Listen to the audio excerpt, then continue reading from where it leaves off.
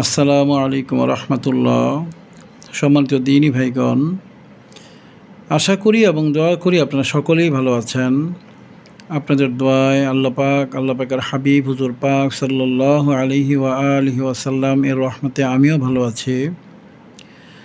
আমি গতকাল থেকে দস্তে গায়েব বা গায়েবী রিজিক অর্থাৎ মুয়াক্কেল বা ফেরেশতাদের মাধ্যমে প্রাপ্ত অর্থ কিংবা বিভিন্ন রকমের দ্রব্য কিভাবে একজন মুদাব্বির পেতে পারেন এই বিষয়গুলো নিয়ে ভিডিও দেওয়া শুরু করেছি। আমি 10 থেকে 15টা বা কম বেশি ভিডিও দিব। তার মধ্যে কিছু আছে আমার নিজের পরীক্ষিত, কিছু আমার উস্তাদদের পরীক্ষিত, কিছু আছে বিভিন্ন পরীক্ষিত বই থেকে নেওয়া হয়েছে, যেই বইগুলো 500 বছর, 700 বছর, 200-300 বছর আগের বই, পরীক্ষিত বই যেগুলো। অনেকগুলি বই আছে যেগুলো আমার উস্তাদদের ডায়েরি থেকে নিয়েছি আমি, আজ থেকে 100 বছর, অর্থাৎ পাকিস্তান আমলের বই যেগুলো, আমার উস্তাদ ওনাদের বই থেকেও নিয়েছি। অনেকগুলো আমলের ক্ষেত্রে আমার উস্তাদদের যারা উস্তাদ ছিলেন তারা আবার আমলটা করে লিখে গিয়েছেন ডায়েরিতে যে আমলটা আমার পরীক্ষিত। অর্থাৎ আমি যে 10-15টা দিব প্রতিটাই পরীক্ষিত, ব্যক্তিগতভাবে আমার কয়েকটা পরীক্ষিত, আর সামগ্রিকভাবে প্রত্যেকটা আমলই পরীক্ষিত বিভিন্নভাবে। আমি কেন দস্তে গায়েব বা গায়েবী রিজিকের আমল এভাবে ওপেন প্ল্যাটফর্মে দিচ্ছি, এই বিষয়টা আমাকে অনেকেই জিজ্ঞাসা করেছেন। যাদেরকে আমি আমল দিয়েছি, হাসিল করেছেন কয়েকজন, তারাও আমাকে এর মধ্যে ফোনে জিজ্ঞাসা করেছেন যে এগুলো ওস্তাদ যে গণভাবে দিলে আমল কেটে যাবে কিনা আপনার নিজের, কিংবা জানাজানি হলে আমলটা কেটে যাওয়ার ভয় আছে কিনা। আসলে এটা সত্য কথা যে জানাজানি হলে এই আমলগুলো কেটে যায়। কেউ যদি জানে যে কেউ গায়েবী রিজিক পাচ্ছে, এটা যদি তার আহলিয়াও জানে, কিংবা তার বন্ধুবান্ধব, তার ছাত্র বা উস্তাদরাও জানে, এটা কেটে যায়। খুব গোপনে বিষয়টাকে রাখতে হয়, এটা সত্য। তবে আমি ভিডিওগুলো এই কারণে দিয়ে দিব, প্রথম কথা, এর মধ্যে যদি আমার কোনো হাসিলাত থেকে থাকে এই বিষয়টা আমি আলোচনা করব না, আমি শুধু ভিডিওটা দিয়ে যাব। আর এগুলো দেওয়ার কারণ কি? কারণ আমার এই ভিডিওগুলো শুধুমাত্র এখনকার সময়ের মুদাব্বিররাই যে শিখবেন তা না। এখনকার সময় মুদাব্বিরদের কাছে বড় বড় কোনো আমল নেই। তারা সাধারণ কিছু বইয়ের মধ্যে পাওয়া যায় এমন আমল দিয়ে মুদাব্বিরি করে থাকেন। একেবারে বড় বড় আলা যে আমলগুলো, এগুলো অনেক বড় বড় মুদাব্বিরদের ছিলেন, যেগুলো সিনা থেকে সিনার মাধ্যমে পরবর্তীতে সংগ্রহ করা হয়েছে। আমার কাছে যেই কয়েকটা আছে, এমন না যে আমার কাছে সব ধরনের ইলিম আছে, ওইটা না। যে ধরনের আছে সেগুলাই আমি দিয়ে দিব, যাতে করে মানুষ উপকৃত হয়। বিশেষ করে যারা পরবর্তী মুদাব্বির আছেন, আজ থেকে 100-200 বছর পরের মুদাব্বির আসবেন, তারা যেন এই বিষয়গুলোর উপরে জ্ঞান রাখতে পারেন, এই জন্য আমি ওই ওপেন প্ল্যাটফর্মে বিষয়গুলো নিয়ে আলোচনা করে ভিডিওগুলোর মাধ্যমে আমি আমলগুলো সবগুলোই পুঙ্খানুপুঙ্খভাবেই দিয়ে দিব, যাতে করে ভিডিওগুলো দেখে আমলগুলো করা যায়। শুধু একটা এজাজতের প্রয়োজন, যার হাসিল আছে। তো এই হাসিলাত লোকগুলো আশা করি পরবর্তী সময়ের যে মুদাব্বির তারা খুঁজে বের করবেন। এবং এখনকার সময়ের যারা মুদাব্বির আছেন তারা আমার সাথেও যোগাযোগ করতে পারেন, কিংবা তাদের নিজ নিজ উস্তাদ যাদের এ ধরনের গায়েবী রিজিকের আমল আছে তাদের সাথেও পরামর্শ করতে পারেন। কারণ এই আমলগুলোর মাঝে অনেক খুঁটিনাটি বিষয় থাকে, যেগুলো সামান্য একটু এদিক সেদিক হলে আমলগুলো আর জাগ্রত হয় না। মুয়াক্কেলগুলোকে আসলেও এগুলোকে কানেক্ট করা যায় না। অনেক সময় দেখা গিয়েছে 1 দিন 2 দিন রিজিক পেয়েছে, পরে আর পায় না। অনেকে 1 বছর পেয়েছে, পরে আর পায় না। আমার চিটাগংয়ের একজন ছাত্র আছে, সোহেল নাম। এই ছেলেটা অনেক দিন আগে আমল করেছিল। সে কথায় কথায় একটা লোককে বলেছে যে আমার পকেটে হাত দিলে আমি টাকা পাই। এই কথাটা বলার পর থেকে সে আর টাকাই পায় না। তো আমি চিটাগং যাওয়ার পর সে আমাকে এই বিষয়টা নিয়ে আবার আর্জি দিয়েছে। যাই হোক, মূল বিষয়টা হচ্ছে বিষয়গুলো কাউকে বলাও যাবে না, বিষয়গুলো আলোচনাও করা যাবে না, গোপন রাখতে হবে। তবে জিনিসটা যেহেতু হাসিল হয়, আমি দিয়ে দিচ্ছি। আপনারা যারা সম্ভব হয় আপনাদের উস্তাদের সাথে পরামর্শ করে আমলগুলো ইনশাল্লাহ করে নেবেন। অনেকে আমাকে জানতে চেয়েছেন যে উস্তাদজি, এই দস্তে গায়েবের যে আমলটা, এটা কেন, এইটা মুদাব্বিরদের হাসিল থাকা কেন জরুরি এই আখিরি জামানায়? এই বিষয়টা আমি আগে বলবো। আগের জামানায় দস্তে গায়েবের আমল না করলেও সমস্যা ছিল না। বা যারা করেছেন আমাদের পূর্ববর্তী আকাবিরগণ তারা করেছেন, কিন্তু এখনকার সময় এটা জরুরি হয়ে গিয়েছে।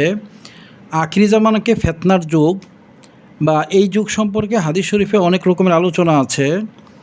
এটা অনেক ফেতনার একটা যুগ। এই জন্য দস্তে গায়েব বা গায়েবী রিজিকের আমল যদি কারো থাকে, এটা তার জন্য অনেক বড় একটা পাওয়া হিসেবে থাকবে তার জন্য। এছাড়া আমি আরও কিছু কারণ লিখেছি। এখানে কারণ লিখতে গেলে 100টার উপরে কারণ হয়ে যাবে, কিন্তু আমি মূল কয়েকটা কারণ লিখেছি কেন মুদাব্বিরগণ এই দস্তে গায়েব বা গায়েবী রিজিকের আমলগুলো করে এগুলো হাসিল করবেন। আমি ভিডিও যেগুলো দিব সেগুলো তো আছেই, এছাড়াও যদি কোনো উস্তাদ থেকে থাকেন যাদের কাছে এ ধরনের আমল আছে, তারা আপনাদের ছাত্রদেরকে এগুলো শিখিয়ে দিবেন যেন ছাত্ররা এগুলো হাসিল করে গায়েব থেকে রিজিক পেতে পারে। আমি মূল 5টা কারণ আমি আজকে আলোচনা করব। যদি আমি যে বইটা লিখছি সেখানে আরও অনেক আলোচনা থাকবে। মূল 5টা কারণ কেন এই গায়েবী রিজিকের আমল একজন মুদাব্বির করবে, এই বিষয়টা আমি 5টা মূল কারণ আমি আজকে আলোচনা করব ইনশাআল্লাহ, যদি আল্লাহ পাকের হাবিব হুজুর পাক সাল্লাল্লাহু আলাইহি ওয়াসাল্লাম আমাকে তৌফিক দান করেন। মনোযোগ দিয়ে আপনারা ভিডিওটা শুনবেন, খুব গুরুত্বপূর্ণ একটা ভিডিও হতে যাচ্ছে আজকে। মুদাব্বিরদের জন্য গায়েবী রিজিকের আমল হাসিল জরুরি। তদবিরাতের আকাবিরগণ না ছাত্রদের টাকা না রুগীদের টাকা, তারা গায়েবী রিজিকে চলতেন।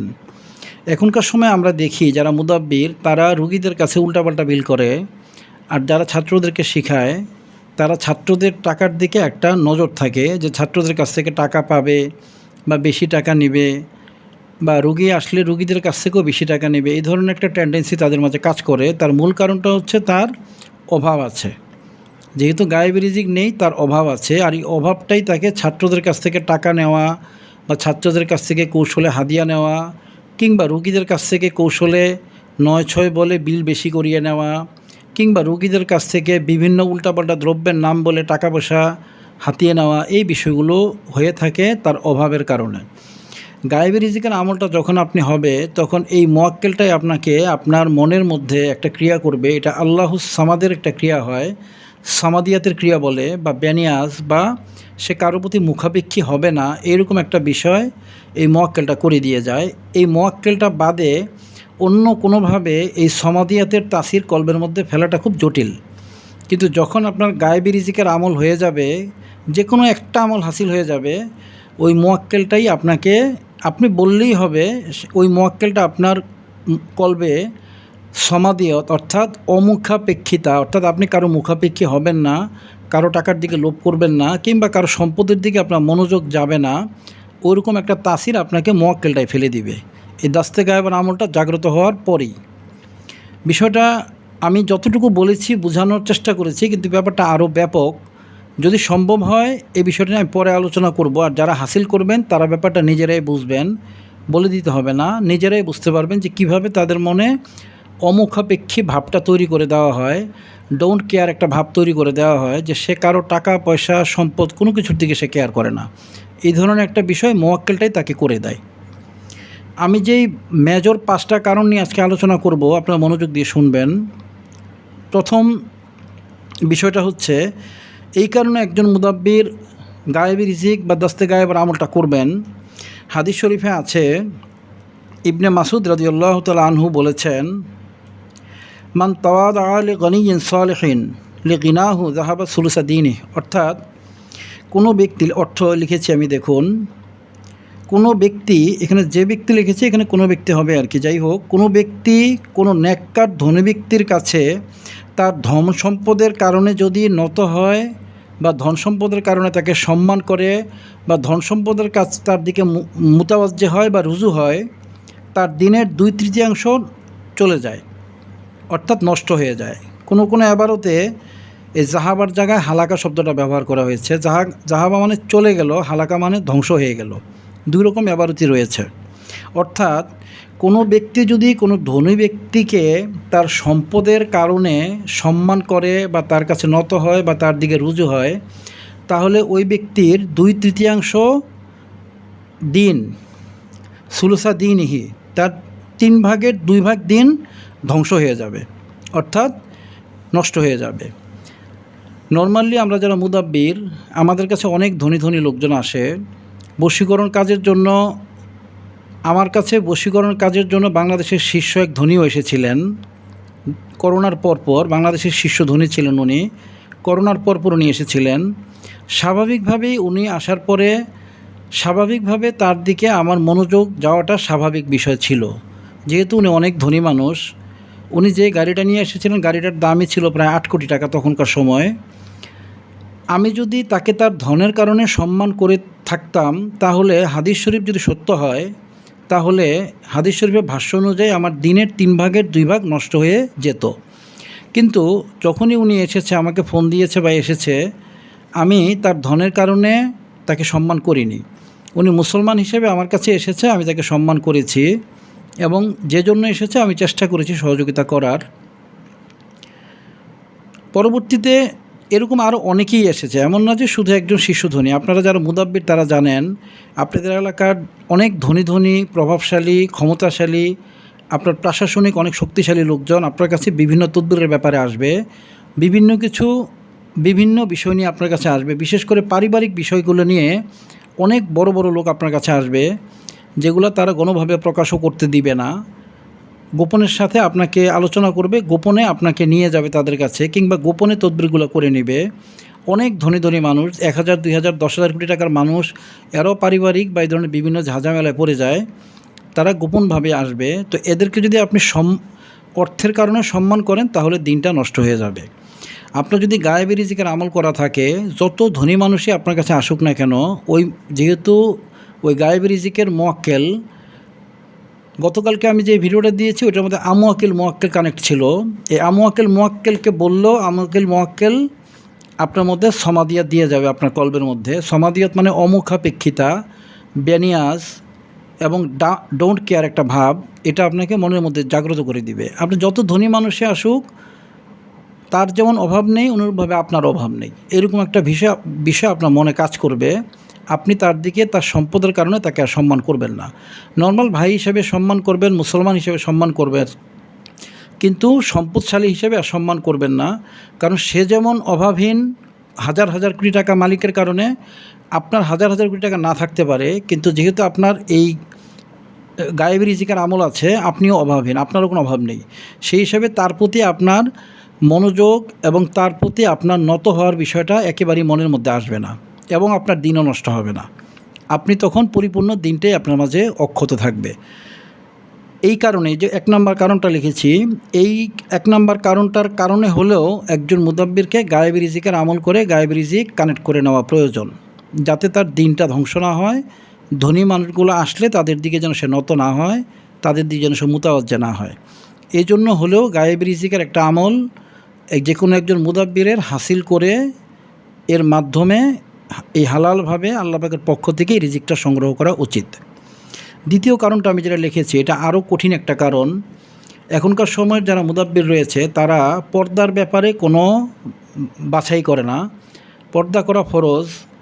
একজন পুরুষ মানুষ 14 জন মেয়ে মানুষের সাথে দেখা করতে পারবেন, অনুরূপভাবে একটা মেয়ে মানুষও 14 জন পুরুষ মানুষের সাথে দেখা করতে পারবেন। এর বেশি যদি দেখা করে 14 জনের বাইরে, তাহলে এটা হারাম হবে। প্রতি দৃষ্টি থেকে একটা করে কবিরা গুনাহ লেখা হবে। 10 মিনিট যদি একটা লোক আরেকটা বেগানা লোকের সাথে কথা বলে, 10 মিনিটে না হলেও কয়েক হাজার কবিরা গুনাহ তার আমলনামায় লিখিত হবে। এই জিনিসটা পর্দা করা ফরজ। একজন মুদাব্বির যেহেতু সে চেম্বার নিয়ে বসেছে, তার কামাই করতে হবে, চেম্বারের ভাড়া দিতে হবে, কর্মচারীর বেতন দিতে হবে, বিভিন্ন রকম টেনশন কাজ করে মাথার মধ্যে। এই বিভিন্ন রকম টেনশনের কারণে ওই মুদাব্বির হালাল এই পর্দা করার বিষয়টাকে গুরুত্বের সাথে খেয়াল করে না। তার চিন্তা থাকে যে আমার চেম্বার চালাতে হবে, ভাড়া উঠাতে হবে, নিজের কামাই করতে হবে। সেক্ষেত্রে একটা মহিলা রোগী আসলে সে চিকিৎসা করে, কিন্তু মাসালা অনুযায়ী একটা মহিলা রোগীকে যদি কোনো পুরুষ মানুষ চিকিৎসা করে, তাহলে ওই পুরুষ মানুষটা ফাসেক হিসাবে গণ্য হয়। হারাম কাজ জেনে বুঝে কবিরা গুনাহ করার কারণে ফাসেক হিসাবে গণ্য হয়, এবং কেউ যদি এটাকে হালাল মনে করে, তাহলে সে কাফের হয়ে যাবে। একজন পুরুষের জন্য যেই 14 জন মেয়েকে দেখা প্রয়োজন বা জায়েজ আছে, সেটাও আমি লিখে দিয়েছি 2 নম্বর আলোচনায়। মা, দাদি, নানি, মেয়ে, নাতনি, বোন, ফুফু, স্ত্রী, খালা, ভাইয়ের মেয়ে, আপন ভাইয়ের মেয়ে, খালাতো ভাই মামাতো ভাইয়ের মেয়ে হলে হবে না, আপন ভাইয়ের মেয়ে, বোনের মেয়ে, দুধ মা, দুধ বোন, পুত্রবধূ, সৎ মেয়ে, এই 14 জন হচ্ছে বৈধ রোগী। একটা পুরুষের জন্য মাত্র 14 জন মহিলা বৈধ রোগী রয়েছে, 14 ধরনের, যেটা আমি লিখেছি। এর বাইরে যদি কোনো মহিলাকে সে চিকিৎসা করে, ওই চিকিৎসা করার কারণে যে কামাইটা করেছে ওই কামাইটা তার জন্য হারাম কামাই হয়েছে। ওই কামাইটা যদি সে খায় তাহলে হারাম কামাই খাবে, মাসালা এটাই বর্তাবে। অনুরূপভাবে কোনো মহিলা মুদাব্বির যদি তার স্বামী, বাবা, দাদা, ছেলে, নাতি, ভাই, ভাতিজা, ভাগ্নে, চাচা, মামা, শ্বশুর, সৎ ছেলে, দুধ বাবা, দুধ ভাই, দুধ চাচা, দুধ মামা, নারী মুদাব্বিরদের জন্য এই 14 জনকে চিকিৎসা বৈধ, বাকি সব হারাম। কোনো মহিলা মুদাব্বির যদি এই 14 জনের বাইরে কোনো কাউকে চিকিৎসা করতে যায়, কোনো পুরুষকে, সে ওই চিকিৎসা করার কারণে যেই টাকাটা কামাই করলো ওই টাকাটা তার জন্য হারাম হয়ে যাবে। ওই টাকাটা খেলে তার ইবাদত কবুল হবে না। এত শক্ত মাসালা আছে পর্দার বিষয়ে। এখন আমাদের সময়ের মুদাব্বির যারা আছেন তারা এই পর্দাটাকে খেয়াল করেন না। কেন? কারণ তাদের টাকার দিকে মনোযোগ থাকে, কামাইয়ের দিকে মনোযোগ থাকে।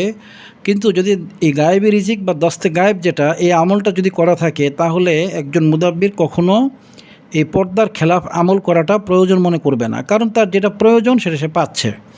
সুতরাং হারাম করে, কবিরা গুনাহ কামাই করে, রিজিক কামাই করবে, এই জিনিসটা তার মনের মধ্যে তখন আর কাজ করবে না। আর তাছাড়া যেহেতু দস্তে গায়েবের মুয়াক্কেলরা সমাদ নামের তাসির কলবের মধ্যে দিয়ে যায়, অর্থাৎ বেনিয়াজ, অর্থাৎ কোনো কিছুর প্রতি মুখাপেক্ষী না, ওই তাসিরটা মনের মধ্যে দিয়ে যায়, সেই হিসেবে হারামের দিকে আপনার মনটা ওইভাবে যাবেও না, কারণ প্রয়োজন নেই। যেটা প্রয়োজন নেই সেদিকে আপনি মুভ করবেন না। যেহেতু অভাব থাকে, অভাবের কারণে এই পর্দাগুলো খেলাফ করে বেপর্দা হয়ে চিকিৎসাগুলি মুদাব্বিররা, পুরুষ মুদাব্বির বা মহিলা মুদাব্বিররা করে থাকে। কিন্তু যদি দস্তে গায়েবের আমলটা করা থাকে তখন তারা বৈধভাবেই চিকিৎসাটা করবে, অবৈধভাবে বা বেপর্দা হয়ে চিকিৎসাটা করার চেষ্টা করবে না। অনেকে বলতে পারেন, হুজুর তাহলে এই 14 জন যদি পুরুষের জন্য জায়েজ হয় তাহলে অন্য যারা আছে মহিলা রোগী তারা কি চিকিৎসা পাবে না? এখানে অনেকগুলো মাসালা আছে। এই মাসালাটা আমি একটা আলাদা ভিডিওতে ইনশাল্লাহ আলোচনা করব। আজকে আমি মূল মাসালাটা বললাম। এরপরে এই মাসালাটার অনেক ব্যাখ্যা আছে। যদি মাজুর হয়, মাজুরের ক্ষেত্রে জিনিসটা মনে রাখবেন, মাজুরের মাধ্যমে জিনিসটা জায়েজ হয় না, মাজুরের মাধ্যমে এটা মোবাহ হয়। মাজুরের মাধ্যমে কোনো হারাম কি যদি হারামের সামনে মাজুর এসে যায় তখন সেটা মোবাহ হয়, সেটা হালাল হয় না। কেউ যদি মাজুর থেকে হালাল মনে করে তাহলে সে আকীদায় ভুল আছে, এটা মোবাহ হয়। আর মোবাহটাই যে করতে হবে ব্যাপারটা ওইটা না। গায়েবী রিজিক থাকলে আপনাকে হারামের দিকেই যেতে হবে না, মোবার দিকেও পড়তে হবে না, আপনি সরাসরি হালালের উপরে থাকতে পারবেন ইনশাআল্লাহ। আমি দ্বিতীয় কারণটা বললাম কেন দস্তে গায়েবের আমলটা মুদাব্বিরদের করা প্রয়োজন। প্রথমটা বলেছি যে তারা ধনী মানুষ থেকে বেঁচে থাকবে, ধনী মানুষের ধনের দিকে নজর করা থেকে বেঁচে থাকবে, সম্পদের দিকে নজর করা থেকে বেঁচে থাকবে, তার দিন ঠিক থাকবে। দ্বিতীয়টা বললাম তার পর্দা করার ক্ষেত্রে এই দস্তে গায়েবের যে আমলটা, গায়েবের রিজিকের আমলটা তাকে সহযোগিতা করবে, সে বেপর্দা হবে না, সে হালালভাবে পর্দার সাথে চিকিৎসা করার মাধ্যমে সে মুদাব্বিরি করবে। এতে করে তার ইমান আমান হেফাজত হবে, কবিরা গুনাহ থেকেও সে বেঁচে থাকবে। 3 নম্বর যে বিষয়টা লিখেছি, যখন একজন মুদাব্বির আমল করে, বড় বড় আমলগুলো করে, তখন তার বিশেষ করে যখন মূল কাশফের আমলগুলো করে, কাশফ এমন একটা জিনিস, চোখ খোলা এবং কাশফ দুই জিনিস। চোখ সবারই খোলা যায়, কিন্তু কাশফটা খুলতে গেলে তাকে পরিপূর্ণভাবে গুনাহ থেকে পরহেজ হতে হয়। এই গুনাহ থেকে পরিপূর্ণভাবে পরহেজ হয়ে যার কল্পটা একেবারে স্বচ্ছ আয়নার মতো হয় তারই কাশফ খুলে। ওই ধরনের যারা কাশফ খুলে যায় সেক্ষেত্রে তারা বিভিন্ন জায়গায় বিভিন্ন গুপ্তধন দেখতে পায়। এই মুদাব্বিরদের জন্য দস্তে গায়েবের আমল করাটা এই কারণে জরুরি, কোনো মুদাব্বিরের যদি কাশফ খুলে যায় তখন সে মাথাটা উলটপালট হয়ে যায় গুপ্তধন দেখার পরে। কোটি কোটি টাকার গুপ্তধন বিভিন্ন জায়গায় সে দেখতে থাকে। আর গুপ্তধন সংগ্রহ করতে গেলে কি হয় না হয় এগুলো বিভিন্নভাবে আপনারা জেনে নেবেন, বিভিন্ন লোকের কাছ থেকে বা বিভিন্ন লোক যারা এগুলো সংগ্রহ করতে গিয়ে বিপদে পড়েছে তাদের কাছ থেকে জেনে নেবেন গুপ্তধন সংগ্রহ করতে গেলে কত ধরনের বিপদ হয়। আমি শুধু মেন বিষয়টা লিখে দিয়েছি। 3 নাম্বার, গুপ্তধন উত্তোলনের আকাঙ্ক্ষা করা, উত্তোলনের চেষ্টা করা ভয়ঙ্কর ক্ষতির কারণ। অধিকাংশ ক্ষেত্রে মৃত্যু বা পাগল বা মানসিক রোগী হওয়ার কারণ, কিছু কিছু ক্ষেত্রে সন্তান হারানোরও কারণ। আপনার এ ধরনের যারা গুপ্তধন সংগ্রহ করতে যায় মুদাব্বির, যারা কাশফের মাধ্যমে বা বিভিন্নভাবে দেখে, অনেকে চোখ খুলেও এই গুপ্তধনটা দেখে, কাশফের প্রয়োজন হয় না।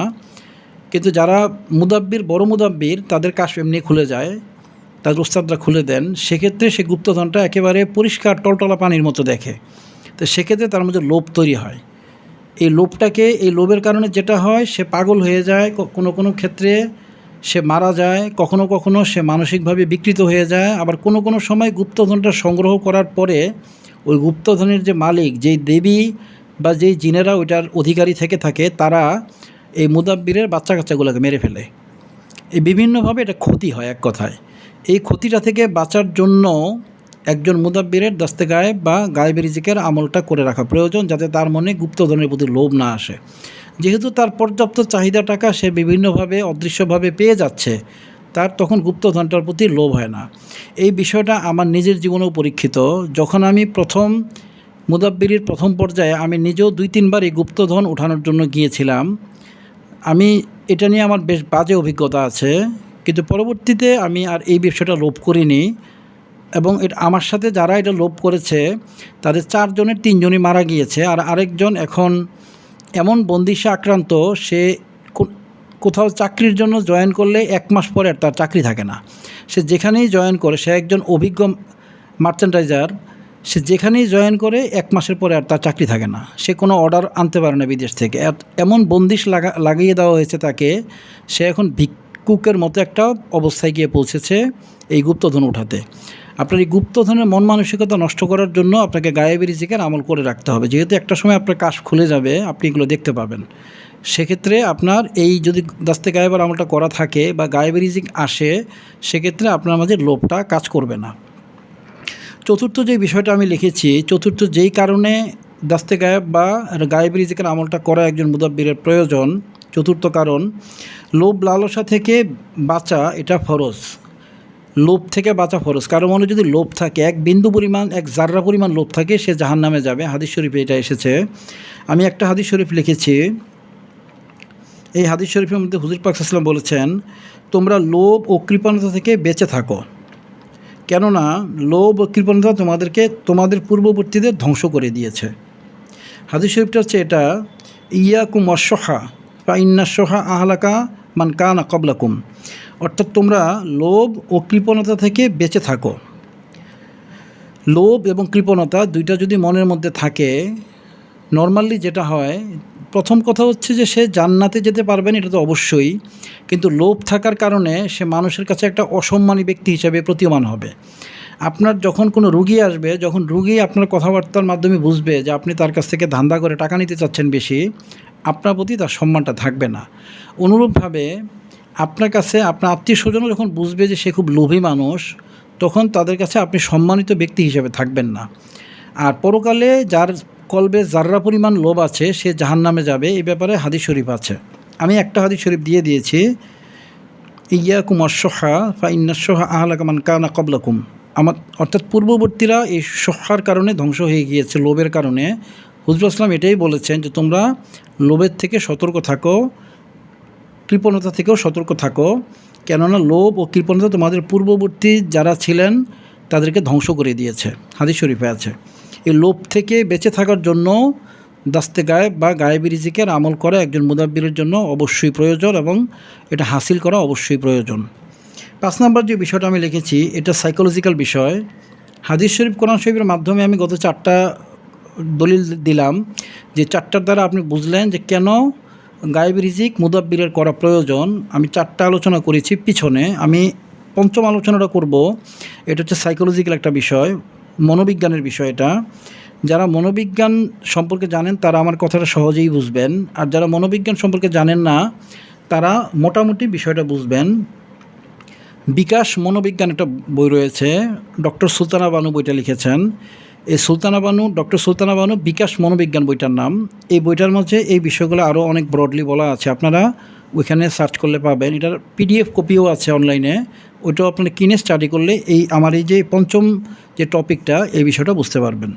মনস্তাত্ত্বিক দুশ্চিন্তা, অর্থাৎ একটা অভাবে মানুষ, আমি আগে পড়ি এরপর বুঝিয়ে দিচ্ছি।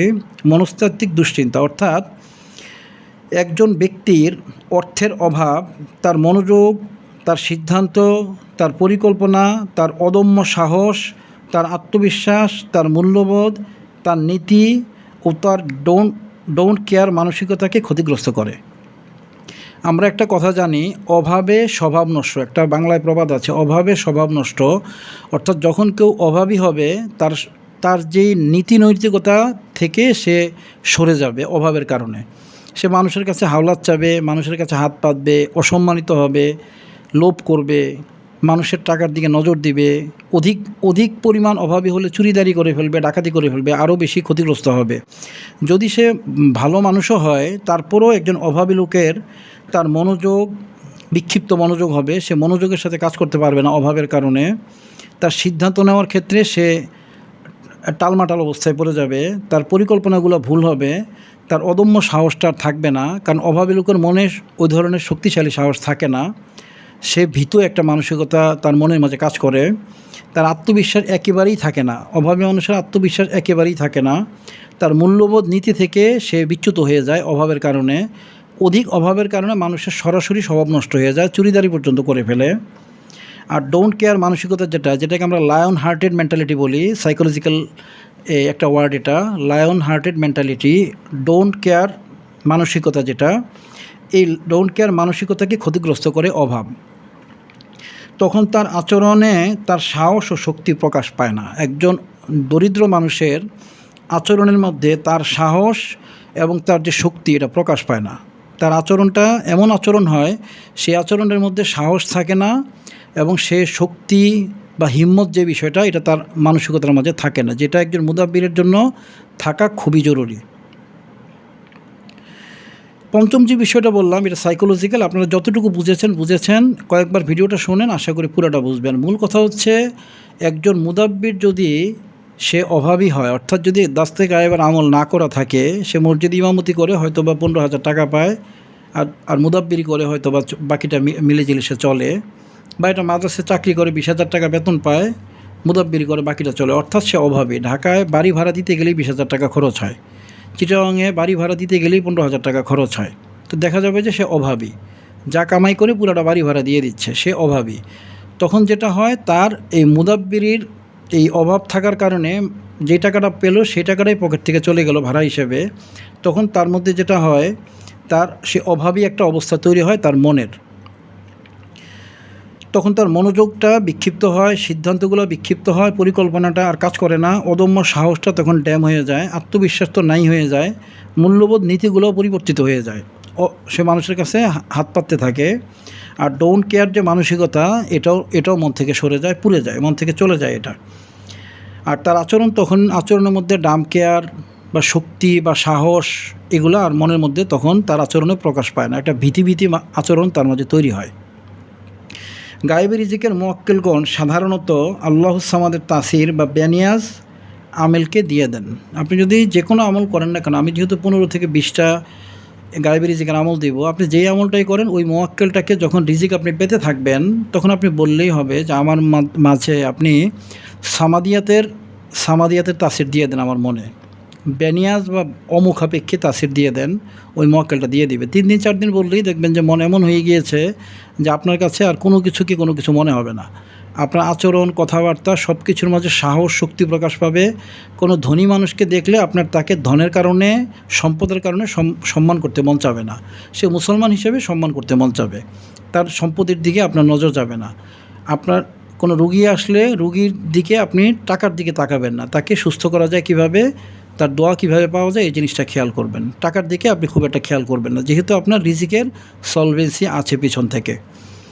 অনুরূপভাবে যারা ছাত্রদেরকে শিখান, অধিকাংশ মুদাব্বিররা ছাত্রদের টাকার দিকে খেয়াল করেন, তারা কি হাদিয়া দেন সেদিকে খেয়াল করেন, কিন্তু আপনার মনে ওই জিনিসটা কাজ করবে না। আপনি ছাত্রদেরকে বিনামূল্যে শেখানোর ব্যাপারেই বেশি চেষ্টা করবেন, যেন ছাত্ররা শিখে আপনার জন্য দোয়া করে। তখন দোয়া পাওয়াটা আপনার কাছে মুখ্য হয়ে যাবে, টাকাটা আপনার কাছে আর মুখ্য থাকবে না। তবে হ্যাঁ, ছাত্ররা বিভিন্ন সময় হাদিয়া দিবে, এই হাদিয়াগুলো দেওয়া নেওয়া সুন্নত হিসাবে আপনি গ্রহণ করবেন, এগুলো ছাত্রদের পিছনেই খরচ করবেন। 10টা ছাত্রর কাছ থেকে যদি আপনি 500 টাকা করে আসে 5,000 টাকা, ওই 5,000 টাকাটা ছাত্রদেরকে খাওয়ানোর কাজে, কিংবা দরিদ্র একটা ছাত্রকে দেওয়ার কাজে, কিংবা অভাবী একটা মানুষকে অভাব মোচনের কাজে আপনি ব্যবহার করবেন। অর্থাৎ আপনার মাঝে ছাত্রদের কাছ থেকে টাকা নিয়ে টাকা কামাই করে চলা ওই মানসিকতাটা আপনার মাঝে আর থাকবে না। তখন হাদিয়া যেটা আসবে ওইটাও আপনি তাদের পেছনেই খরচ করতে পারবেন। আপনার মন মানসিকতার মধ্যে প্রচণ্ড সাহস, শক্তি ভর করবে। আমার কথাগুলো আপনারা যতটুকু বুঝেছেন কথা শুনে, ঠিক ততটুকুই না, আপনারা আমল করলে এটার প্র্যাকটিক্যালটা বুঝতে পারবেন। শোনা জিনিস এবং দেখা জিনিস এবং অবস্থার মধ্যে পড়া জিনিস তিন রকম হয়। ইয়াকিনকে 3 রকম বলা হয়, বইয়ের মধ্যে আছে। একটা হচ্ছে ইলমুল ইয়াকিন। কোনো ব্যক্তি জানলো আগুনে হাত দিলে হাত পুড়ে যায়, এটা হচ্ছে ইলমুল ইয়াকিন। সে দেখলো যে কোনো এক ব্যক্তি আগুনে হাত দিয়েছে এবং হাতটা পুড়ে গিয়েছে, এটা হচ্ছে আইনুল ইয়াকিন। আর কোনো ব্যক্তি নিজেই আগুনের মাঝে হাতটা পুড়ে গেল কোনো একবার, এটা হচ্ছে হাক্কুল ইয়াকিন। আমার কথাগুলো আপনারা ইলমুল ইয়াকিন পর্যায়ে গেল, আপনারা এটা আরেকটু সামনের দিকে যান, আইনুল ইয়াকিন হয়ে যদি হাসিল হয়ে যায় হাক্কুল ইয়াকিন হয়ে যাবে। আমার কথাগুলো বুঝতে পারবেন। আমার সব কথা সবাই বুঝতে পারবেন না, আমি আগেই বলি যে আমি একটু জটিল কিছু কথা বলি। আপনারা আমার আমলগুলোর উপর প্র্যাকটিক্যাল থাকবেন, অবশ্যই আপনারা আমার কথার যে মর্মার্থটাও বুঝতে পারবেন ইনশাল্লাহ। আমার কাছে অনেকেই ইদানিং ফোন দিচ্ছেন চিকিৎসার জন্য, আমি ব্যস্ত থাকি। আমার একজন খাদেম আছে রাকিব, আমি নাম্বারটা হোয়াটসঅ্যাপে এই ভিডিওর নিচে দিয়ে দিব। আপনারা তাকে ফোন দিয়ে কোন জেলায় আপনি আছেন বলবেন, সে ওই জেলায় আমার ছাত্রদের নাম্বার দিয়ে দিবে, আপনি সেখান থেকে চিকিৎসা করে নেবেন, আপনার জন্য সুবিধা হবে। আর যারা শিখতে চান তারা মনিরুল ইসলাম মৃধা এবং মঞ্জুরুল হক নামে 2 জন ছাত্র আছে আমার অ্যাডমিন, আমার ছাত্রদের গ্রুপ পরিচালনা করেন। তাদের সাথে তাদেরকে আপনারা ফোন দিবেন, তারা আপনাদের ছাত্রদের গ্রুপে ঢুকিয়ে দিবে ইনশাল্লাহ। আপনার ছাত্রদের গ্রুপের মধ্যে থেকে নিয়ম অনুযায়ী হেফাজতের আমলগুলো করবেন 41 দিন। এর পর্যায়ক্রমে পরবর্তী আমলগুলো করে এই 10 থেকে গায়েবের আমল, এগুলো অনেক উপরের দরজার আমল, এগুলো এখানেও আপনারা আসতে পারবেন, এগুলো আপনারা হাসিল করে ফেলতে পারবেন। আজকে আমি যে ভিডিওটা দিলাম, ভিডিওর তথ্যগুলো পরিপূর্ণ শুদ্ধ এবং শুদ্ধ। তারপরে যদি আমার আচরণ, কথাবার্তা বা বচনভঙ্গিতে ভুল হয়, আপনারা আল্লাহর রাস্তায় আমাকে মাফ করে দিবেন। আমার জন্য দোয়া করবেন যেন আমি আপনাদের খেদমত করতে পারি, উম্মার খেদমত করতে পারি। আজ থেকে 50-100 বছর পরে মুদাব্বির যারা পৃথিবীতে আসবেন, আপনাদের কাছ থেকে আমার দোয়ার প্রার্থনা রইল। আপনারাও আমার এই আমলগুলো করবেন এবং অবশ্যই হাসিল করবেন, আমার জন্য দোয়া করবেন। সদকা জারিয়ার সব যেন আমি পেতে পারি। সকলে আমার জন্য বেশি দোয়া করবেন, আমি আপনাদের সকলের জন্য বেশি দোয়া করি। আল্লাহ পাকের হাবিব হুজুর পাক সাল্লাল্লাহু আলাইহি ওয়া সাল্লাম সকলকে যেন কবুল করেন, রহমত করেন, মায়া করেন, দয়া করেন। আমরা সকলের জন্য ইনশাআল্লাহ এই দোয়া করব। আসসালামু আলাইকুম ওয়া রাহমাতুল্লাহি ওয়া বারাকাতুহু।